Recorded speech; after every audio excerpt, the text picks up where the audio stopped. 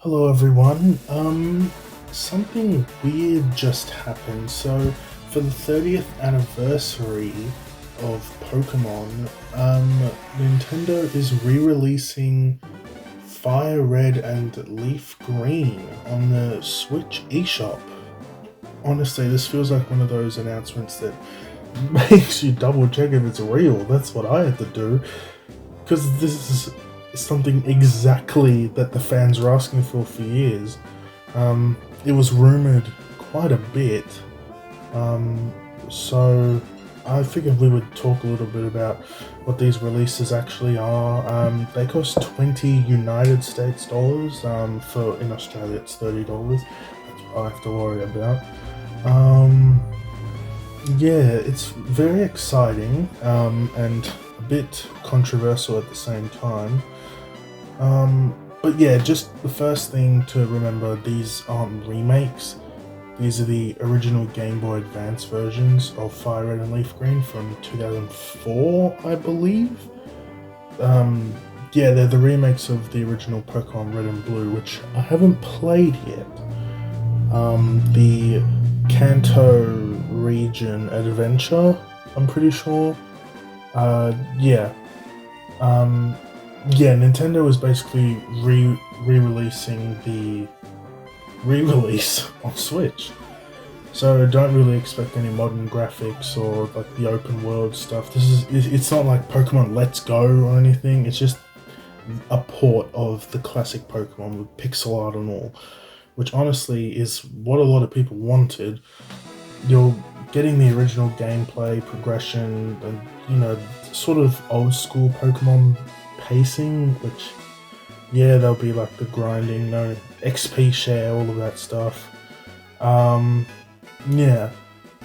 What makes this announcement really weird is just how it happened. Nintendo didn't really build any hype around it. There wasn't a big reveal. It just appeared. It's tied to the Pokemon Day celebrations a week before Pokemon Day, the Pokemon Presents. And Nintendo apparently loves doing this lately. Just today they announced Xenoblade X Switch 2 edition and an English release of My Mario. So yeah, it almost feels like they knew the nostalgia alone would carry this announcement. Because let's be honest, Fire Red and Leaf Green are just the peak of nostalgia, mate. These were many players' first experience with Pokemon, and for a lot of fans, it's the definitive version of the Kanto games.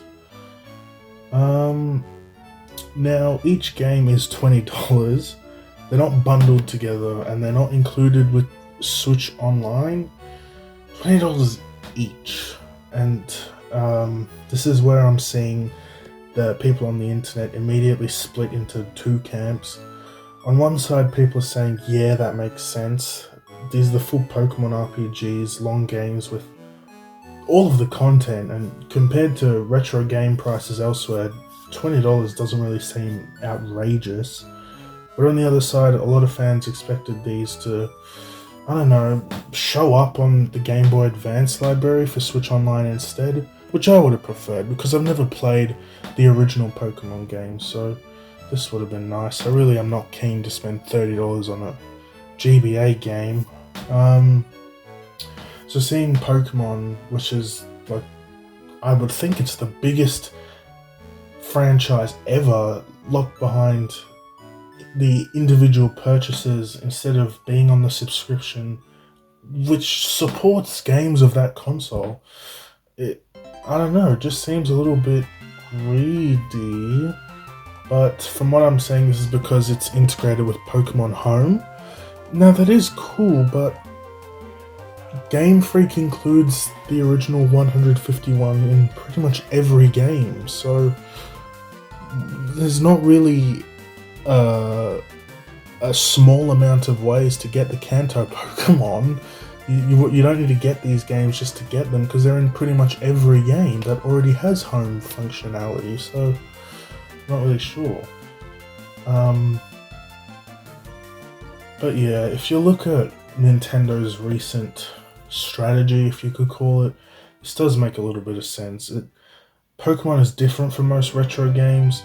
The Mario and Zelda, all the other classic Nintendo games, they go into the subscription libraries, but Pokemon has always been treated more like a premium product, almost separate from Nintendo's usual subset of franchises, because, you know, there's the whole thing of Game Freak, Creatures, and Nintendo owning the Pokemon company, so it's not really a first-party Nintendo franchise. But yeah, selling these individually does a few things.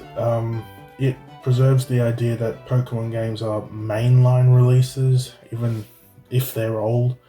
And second, it sort of avoids devaluing the series by putting it into, well, the subscription catalog. And let's be real, Pokemon sells. Nintendo knows people will buy these again, probably multiple times.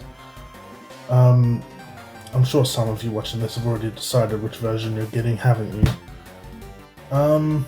Now while these are the classic versions, they're not completely untouched. The Switch releases include modern connectivity features, meaning trading and battling are supported within the new versions I'm reading here.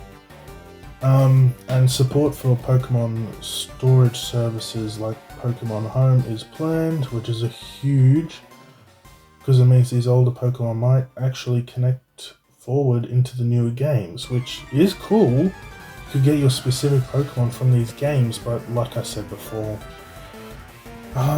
it's something that fans have wanted for a very long time, which is a way to keep the older Pokemon generations alive without digging out ancient hardware and having to buy seriously big inflated secondhand copies. So yeah, even though the visuals and everything is being kept the same, the functionality is being modernized, which is good. On this release, I don't know, it could be just me, but it feels a bit bigger than just releasing 2 old games. It feels the classic Pokemon titles have been weirdly difficult to access legally. Unless you owned original cartridges or, you know, the older systems, these games were basically locked away in the vault. So bringing FireRed and LeafGreen to Switch means one of the most important eras of Pokemon history is becoming accessible again outside of Pokemon Let's Go. Yeah, new players will get to experience the classic games, which is good. Older fans get nostalgia, which is good depending on your outlook. And Nintendo gets, well, $20 per version. So yeah, surprise Pokemon drop, classic games return, pricing decision that's already sparking debates everywhere. Classic Nintendo these days. Personally, this feels like one of those releases that people will argue about online and then quietly buy anyway. I mean, I'm not trying to throw shade or anything, because I don't know. I was seriously considering getting it, but I don't know. At the end of the day, walking back into the Kanto games, it's going to be a powerful thing for many people, even if it's happened 100 times before. And honestly, the most shocking part might not be that these games came back, it's just that Nintendo casually dropped them like it was no big deal. Anyway, are any of you picking up FireRed or LeafGreen, or are you about to buy both like Nintendo absolutely expects you to do? Let me know. See you next video. Bye bye.